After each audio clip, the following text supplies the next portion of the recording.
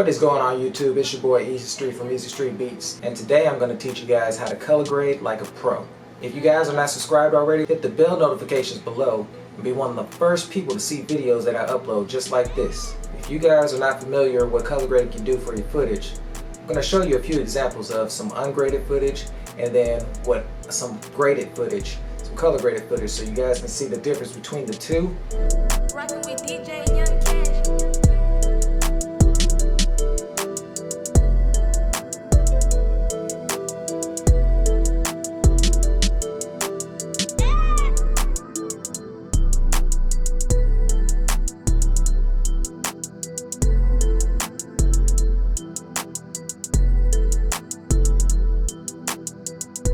Color grading could be something that sets the tone for your video.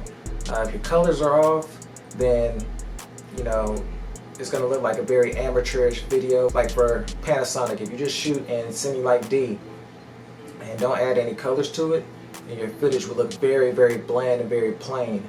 You don't ever want to shoot in like the standard mode on your camera, because when you try to go in and add colors later on, it's going to crush your footage. It's going to look terrible when you try and export it onto YouTube. I've seen a lot of guys, they always shoot in like the standard profile, but when they get ready to edit and add more colors to it, it just looks so oversaturated.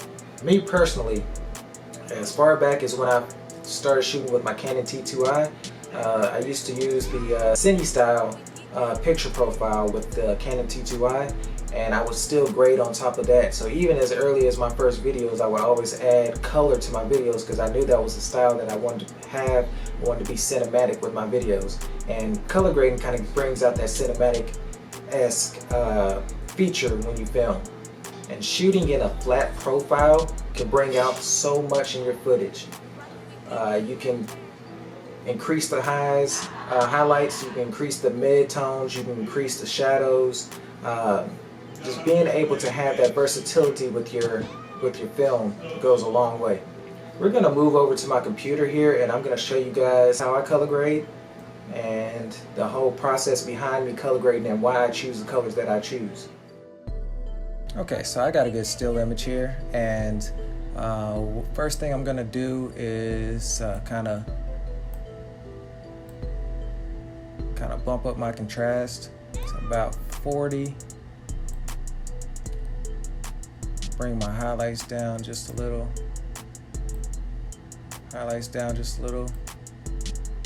And I'm going to bring my shadows down quite a bit. Give it kind of that dark feel. That's the basic correction right here. Another thing you want to look at as well is your curves. If you want more of a vintage look, I would click right about here.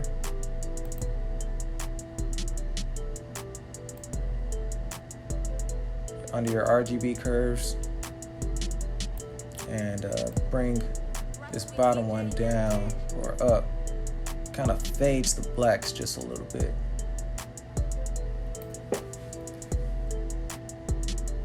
And you want to get a little bit more adventurous,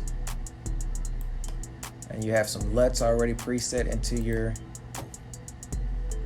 system. You can add a LUT on top of that, and everything you've already corrected will not be affected. So I have a few here. I'm just going to select one. Try cinematic. What a lot of people do is they crank this all the way up to 100. You don't need all that. I like to keep mine at about 50, just so I can get it kind of how I want it. Take it out, you can see the difference between with color and without color. Kind of gives it more of that cinematic feel. And I also like to add in like maybe let me see,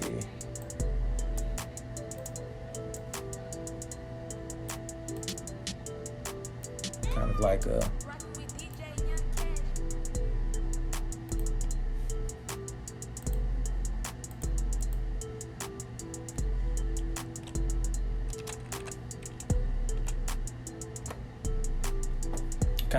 like to add in a letterhead to give it more of, bring that cinematic feel out a whole lot more. But basically you can kind of play with different LUTs that you already have within your system. And if you don't have any, I'm gonna link some down below. Link one down to one of my free LUTs that I'm gonna end up selling later on. But just this one alone definitely brings out the video just that much more. I got a bunch of LUTs that I've already made for myself that I'm gonna be adding in and selling to you guys here if you like any of the LUTs that I have.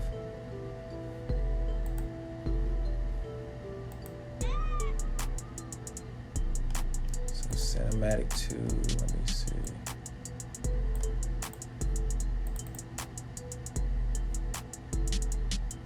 Yeah, there's a bunch of different LUTs you can use.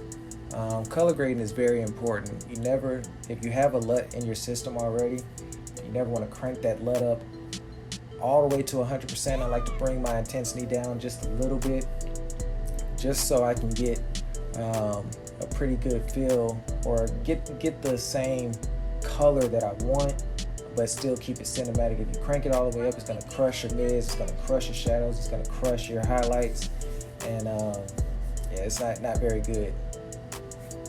But if you don't know anything about color correcting, I would suggest you kind of learn a little bit more about color correcting. They can take your videos from here to up here.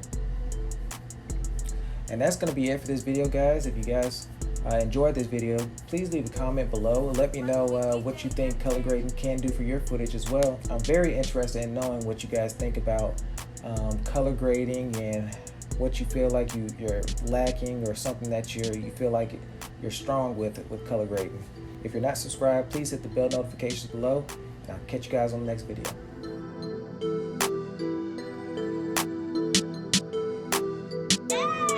Rockin' with DJ Young.